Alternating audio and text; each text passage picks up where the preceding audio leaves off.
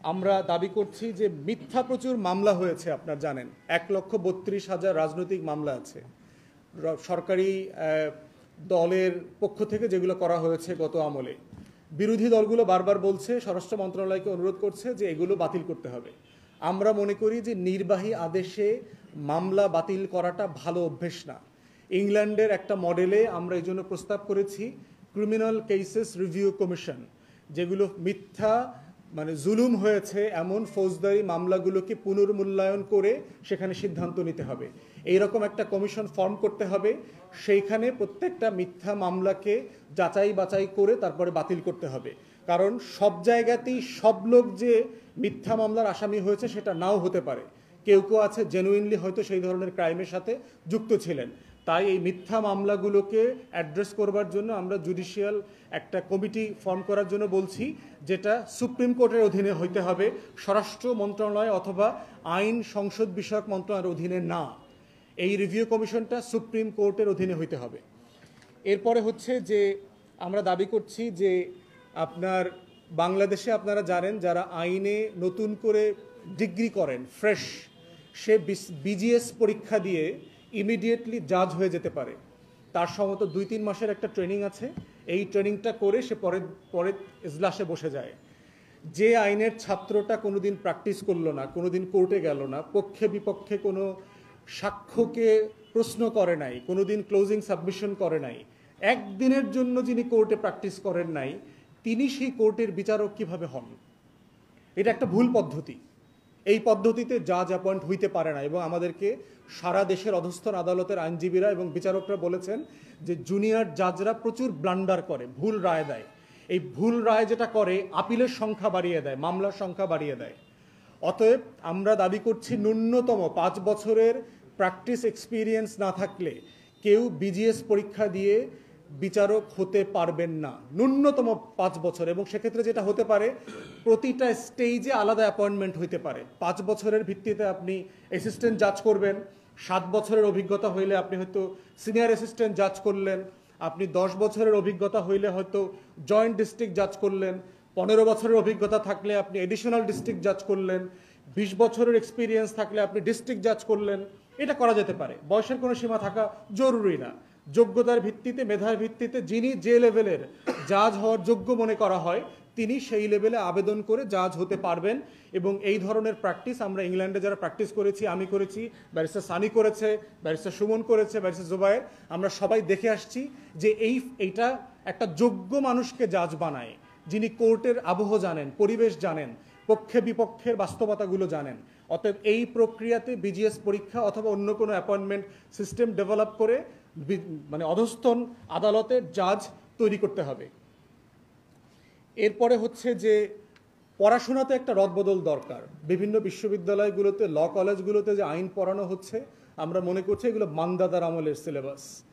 অধিকাংশ পড়াশোনাগুলো হচ্ছে অপ্রয়োজনীয় এবং প্রয়োজন নাই। অতএব একটা এডুকেশন কমিটি দিয়ে আইন মন্ত্রণালয়ের অধীনে হতে পারে, অথবা শিক্ষা মন্ত্রণালয়ের অধীনে হতে পারে, অথবা সুপ্রিম কোর্টের অধীনে হতে পারে, যে এখানে কারিকুলামগুলোকে পুনর্মূল্যায়ন করা দরকার।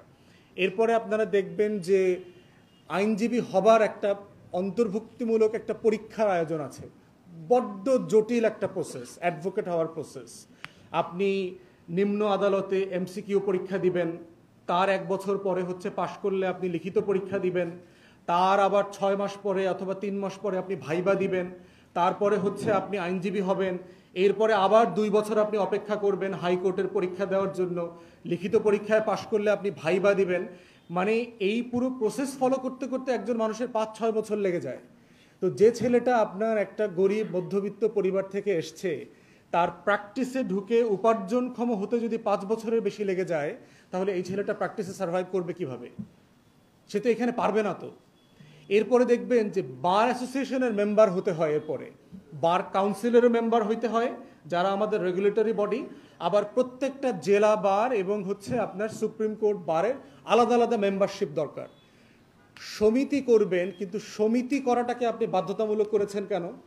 আপনারা জানেন যে ঢাকাতে বিভিন্ন জেলা সমিতি আছে, কুমিল্লা জেলা সমিতি আছে, যশোর জেলা সমিতি আছে। এখন ঢাকায় থাকার জন্য কি আমার শর্ত হচ্ছে আমাকে কুমিল্লা জেলা সমিতির সদস্য হতে হবে? বরিশাল জেলা সমিতির সদস্য হইতে হবে? এটা হইতে পারে না। এবং ওকালত নামার একটা ফি আছে বাংলাদেশে, প্রত্যেকটা মামলায় দেখবেন 900 টাকা 1000 টাকা, জোবায়ের 900 1000 টাকা একজন মক্কেলকে ওকালত নামার ফি দিতে হয়, যেই টাকাটা হচ্ছে বার অ্যাসোসিয়েশনে যায়। তাহলে সমিতি করলাম আমরা 5 জনে মিলে, এই সমিতির টাকা দেয় হচ্ছে আমার মক্কেল। এইটা কিভাবে ন্যায্য হয়? এমনিতেই আমাদের মক্কেলরা গরিব মানুষ, তারা টাকা দিতে দিতে ক্লান্ত, গ্রাম থেকে আসেন, বাইরে থেকে আসেন, সফর করে আসেন, উকিলের সার্ভিস ভালো না, তারা বিভিন্ন কারণে অসন্তুষ্ট হন। এরপরে কেন এটা করতে হবে? এটা অন্যায়। তাই জন্য আমরা বলছি যে বাংলাদেশে আমাদের শুধুমাত্র বার কাউন্সিলের মেম্বারশিপটা সবার জন্য জরুরি, অ্যাসোসিয়েশনের মেম্বারশিপটা ভলান্টিয়ারিং করে দিতে হবে।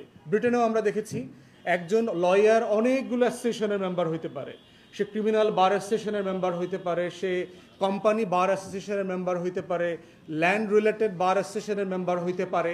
এটা করে সে ওখানকার ভলান্টারি যতগুলো অ্যাসোসিয়েশনের মেম্বার হতে চায় সে হবে, কিন্তু তাকে বাধ্য করা যাবে না। এবং এর প্রত্যেকটা মেম্বারশিপ চাঁদা কিন্তু অনেক টাকা। এটা হয়তো অনেকের জন্য, আমাদের জন্য গায়ে লাগে না, 10,000 টাকা বছরের ফি। প্রথমবার হতে প্রায় 20, 25, 35 হাজার টাকা জমা দিতে হয় প্রথমবার, যদি কেউ কোনো জেলা বার অথবা সুপ্রিম কোর্ট বার অ্যাসোসিয়েশনের মেম্বার হতে হয়। একটা জুনিয়র আইনজীবী যার এখনো মক্কেল হয় নাই, যিনি দিন বেসিসে 500 টাকা, 300 টাকা, 1000 টাকা আয় করেন, সেই উকিলটা কিভাবে 35,000 টাকা দিয়ে, 30,000 টাকা দিয়ে বার অ্যাসোসিয়েশনের মেম্বার হবে? খুবই অন্যায্য একটা ব্যাপার। অতএব যে বডিগুলোর দায়িত্ব হচ্ছে ইনসাফ করা, মানুষকে বিচার দেওয়া, ন্যায্যতা প্রোভাইড করা, তিনি একটা অন্যায্য কাজ করছেন, তার প্রভিশনগুলো অন্যায্য।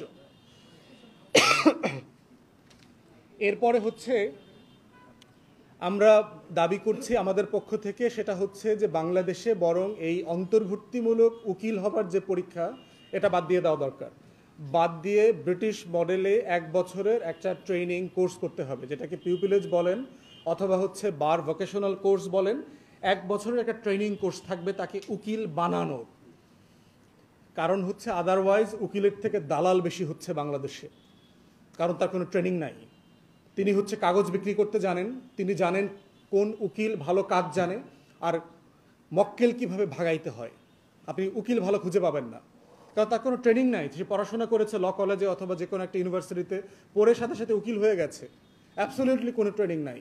তাই আমরা মনে করছি 1 বছরের একটা ভোকেশনাল কোর্সের ট্রেনিং দিতে হবে বার কাউন্সিলের পক্ষ থেকে, এবং এটাকে একটা সিলেকশন প্রসেস নিয়ে আসতে হবে। যে কেউ হইতে পারবে না যে আমি ল কলেজ থেকে, ইউনিভার্সিটি থেকে ডিগ্রি করেছি বলেই আমি উকিল হয়ে যাব, না, এটা পারবেন না। ইংল্যান্ডে আছে আপনার বার ভোকেশনাল কোর্সের জন্য অ্যাপ্লাই করতে হয় অনলাইনে, সেই অ্যাপ্লিকেশন প্রসেসের মধ্য দিয়ে তারা হচ্ছে তারপরে তারা অফার করে যে কারা তাকে এই কোর্সটা প্রোভাইড করবে। সেক্ষেত্রে যাদের সুযোগ আছে তারা টাকা দিয়ে কোর্সটা করবেন, আর যারা গরিব ছাত্র আছেন তাদের ফিটা বার কাউন্সিল অথবা অন্য কোনো ম্যানেজমেন্ট মানে অ্যাডমিনিস্ট্রেশন করতে হবে। কোনো গরিব ছাত্র যেন টাকার অভাবে উকিল হইতে পারেন না, এটা হইতে পারবে না।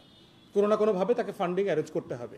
যার টাকা আছে তিনি মিনস টেস্টিংয়ের ভিত্তিতে ওটার খরচ দেবেন, বাকিটা সুপ্রিম কোর্ট অথবা বার কাউন্সিল এটা অ্যারেঞ্জ করে দেবে। আর একটা বিষয় হচ্ছে বাংলাদেশে দেখবেন প্রত্যেকটা জেলা বারে কোর্টে যদি যান মনে হবে যে একটা রাজনৈতিক দলের অফিস। আপনারা দেখবেন যে এখানে ব্যানার, ফেস্টুন, মিছিল, মিটিং, মনে হচ্ছে যে প্রত্যেকটা রাজনৈতিক দলের একটা শাখা অফিস খোলা হয়েছে প্রত্যেকটা কোর্টে। এটা একটা আজব জায়গা। আপনি একটা রাষ্ট্রের সেবাদানমূলক প্রতিষ্ঠান, বিচার বিভাগ, 3টা গুরুত্বপূর্ণ অঙ্গের একটা, সেখানের প্রত্যেকটা ভবনে ভবনে অমুক ভাইয়ের সালাম নিন, অমুক ভাই জিন্দাবাদ, তমুক ভাইয়ের দোয়া চাই, এগুলো বন্ধ হওয়া দরকার। আমরা দাবি করছি আদালত প্রাঙ্গণে কোনো রাজনীতি থাকতে পারবে না, যেভাবে আমরা দাবি করেছি বিশ্ববিদ্যালয়ে কেউ দলীয় রাজনীতি করতে পারবে না। যারা উকিলরা রাজনীতি করবেন আদালতের বাইরে এসে রাজনীতি করেন। যদি বার অ্যাসোসিয়েশনের বিল্ডিং এবং আদালত প্রাঙ্গণ এই জন্য ডিমার্কেশন করে সীমানা দিয়ে এটা আলাদা করে ফেলতে হবে, কোনোভাবে এটা একসাথে রাখা যাবে না, কারণ এটা মিছিল মিটিং করবার জায়গা না। এটার একটা সোবারনেস থাকতে হবে, একটা